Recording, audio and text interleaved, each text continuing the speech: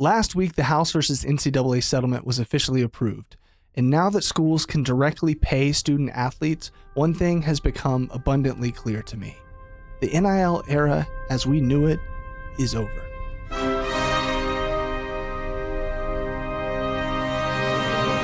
Welcome back to Wizard Wednesday. I'm Zach, and today we're going to talk about a new era of college athletics.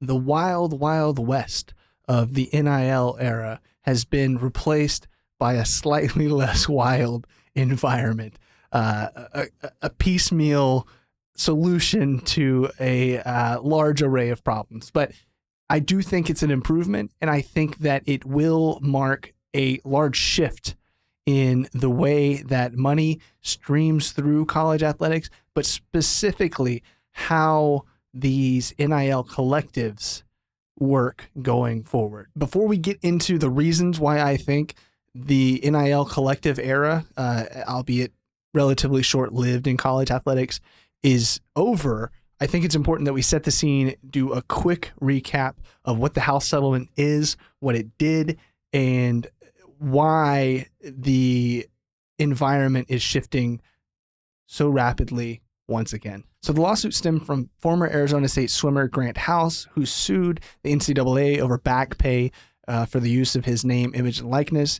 It involved far more athletes than just Grant House, but that's where the name House versus NCAA came from. I know a lot of folks think that it's like the House of Representatives. No, it's a dude's name.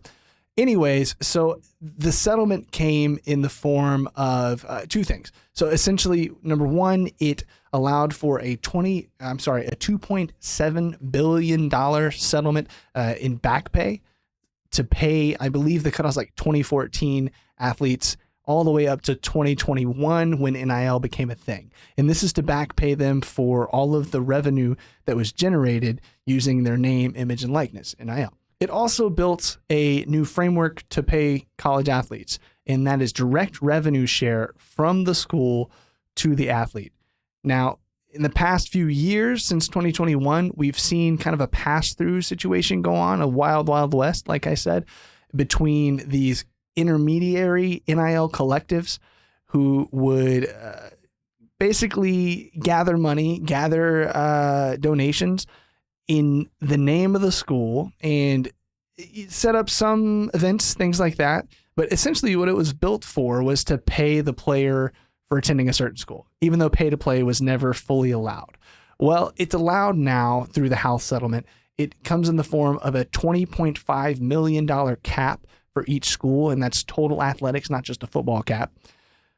And a new set of rules on what NIL can be, a new oversight committee, which is going to be the College Sports Commission, which will oversee revenue sharing, the NIL deals, and roster limits. And it also includes a compliance wing, which is going to be called NIL Go, which is done by Deloitte. So it's like a software solution, but also they're going to have to go and actually look at the NIL deals and approve them. So all of this together signals to me that this era of the pass between, it's going away. The NIL collective being the main source of income for student athletes, that's a thing of the past. Not to say that NIL collectives aren't going to have their place. I believe that's going to still happen. I still believe that they are going to be around and doing things. But as the main driver, that's gone. Reason number one is that pay to play is here, but pay to play is limited to schools paying players, not NIL collectives paying players. Now, this is a seismic shift. For the past few years, schools have been asking donors to give money to NIL collectives who then listen to the schools and sign players to contracts to play for the school, but not really to play for the school. Really, they're signing contracts to meet with fans or sign autographed helmets, and that type of deal is very complicated. There's a lot of pass-through. There was a lot of go-between. To argue that it wasn't pay to play is disingenuous, I believe, but that was the era that we were in. That is what needed to be done. Thankfully, we had a couple Texas State NIL collectives step up and make that happen for us. It's very important. I think those collectives at Texas State specifically, I should say, like kind of right off the bat, I think they're going to have their place going forward. But I don't think their place is going to be the same as it was for the past few years. That's because now Texas State as an entity can directly pay their players, manage a cap, just like you would in professional sports. Reason number 2 is incentives, specifically the incentives that the schools have. In the past few years, schools really pushed NIL collectives. In fact, many schools had their own or were working hand in hand or had their selected few that they would send donors to. That's going away. There's no reason for schools to ask for donations to go to an outside entity that they have less control over and may not do exactly what they want when they could just ask for those donations themselves. And I did do a little peeking, by the way, on Texas State's website, and this is already happening. They're already moving forward. Don Coryell, the athletics director, has already put out a statement saying that we're all in on revenue sharing. And with the way this athletics program has been run for the past few years, that doesn't surprise me because they've been on top of it. They've been on the leading edge of many things. So Texas State is all in. And I think other G5 should be too. And that's because you get a better return on your investment if you ask a donor to give money directly to the athletics program. You can use it for other things. You're probably going to use it for pay to play, but you can use it for other things. But you also don't have to worry about the collectives taking a chunk, which shout out Maroon and Golden. They didn't take a chunk, but other collectives absolutely did take a chunk to pay for other things at this school or others, right? There's also no worry about compliance issues within the school because compliance is coming to NIL. Gone are the days where a student athlete could just go to an NIL group, get a large chunk of change, sign a few autographs, and call it a day. Now NIL Go, run by Deloitte, is going to be overseeing every NIL deal with a student athlete that eclipses $600. Not only are they going to be overseeing that, they're also going to be going through an approval process. Each NIL deal has to be within a market rate. Now, they're not saying that they are going to be setting this market rate, and it's kind of up in the air about what that really means. And I think that there's going to be legal challenges, and that's going to be complicated, which is why the Wild West is not tamed.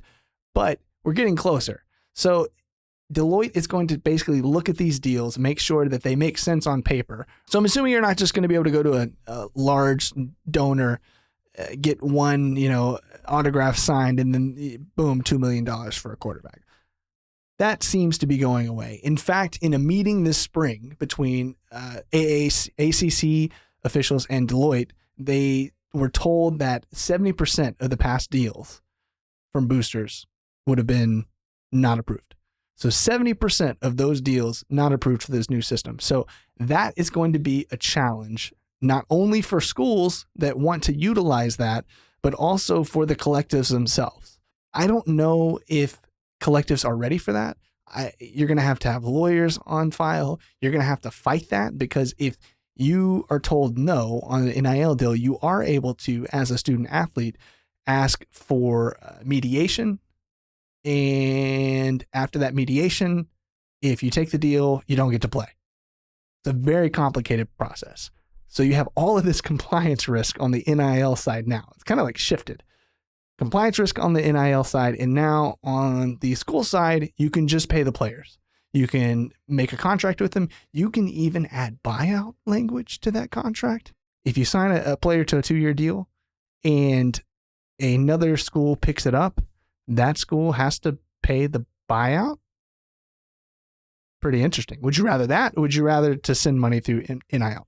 Doesn't make sense to do it in NIL. Looking at Texas State and G5 schools in particular, there's one big piece of this that I think really solidifies that NIL collectives are not going to be leaned on as heavily as they were before. And that's that we're not going to get anywhere close to this $20.5 million cap. Nowhere close. And so there's no reason for us to go look for outside sources to pay the bulk of these student athlete contracts, when we need to ask for money to get as close to that cap as we can. And so the incentive for the school has changed completely from last year, 2 years ago. Now the incentive is give us money so we can directly pay athletes. And if you're a business and you just really want a student athlete to do a commercial for your new truck or your car dealership, you can do that on the side, and that's great.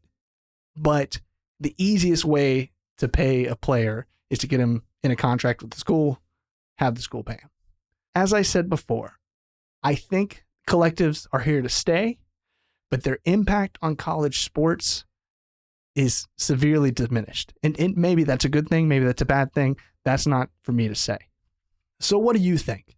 Is that it? Is our NIL collectives gone? Are you going to continue giving money to the NIL collectives? Because there are cool things they can do. Like they can give you access to players. I mean, there's many things that I think NIL, especially at Texas State, has done that's been really cool. So let me know in the comments what you think. Am I way off base? Am I correct? Let me know in the comments. Please make sure, subscribe to Win Now or Get Bent. Check out our merch page, Win Now or Get Bent, WNOGB.com. Make sure you follow us on all the social spheres, and we will see you next Wednesday.